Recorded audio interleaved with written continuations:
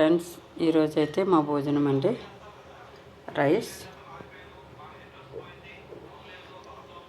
పప్పు, ఆనపకాయ వేపుడండి, వామచారు, దోసకాయ పచ్చడి అండి.